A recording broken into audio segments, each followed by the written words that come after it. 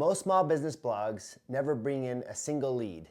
Not because SEO is dead, but because the blog posts are built wrong and don't target their ideal client. The structure can be confusing. They don't have a table of contents. The content isn't skimmable or scannable, and it's not targeted to search engines. People aren't finding the blog post in search. In this video, I'm going to show you a specific example of a client blog post, how we structure the blog, how we use table of contents, headers, bullet points, and make it skimmable and scannable so the blog post gets traffic.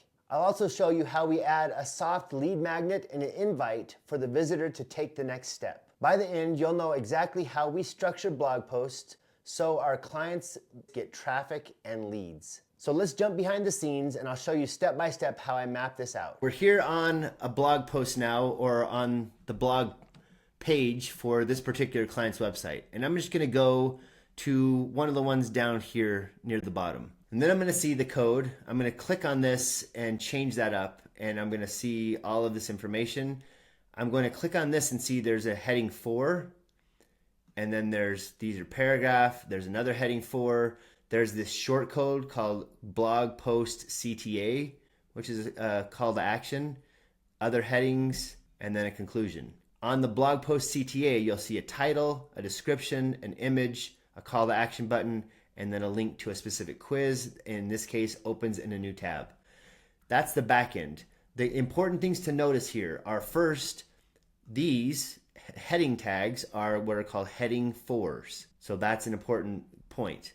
You'll also notice that the paragraphs, I might even break these up a little bit more into smaller paragraphs, like shorter, where it's easier to skim the post. Now I'm going to show you though the actual page itself, and we'll look at over here. We have code set up so it shows a table of contents on the left. And as you notice, there's mistake number 1, number 2, number 3, number 4, number 5, and the conclusion. All of those are the heading 4. So when I click on mistake number 3, it scrolls right down to mistake number 3 and shows information. We've also made code so that the bullet points show up with a different color to make that stuff stick out, which makes it really easy for users to scroll through the site, to see what they want, and then to do the next thing. And when I talk about the next thing, I showed you the Blog Post CTA. That's what this looks like right here. It's got the title, the description, the call to action, the image, and it's within the content of the blog post. So as they're scrolling down, they're reading, they see a video, they see the table of contents, and then they get about halfway down and it says, oh, by the way, let's work together.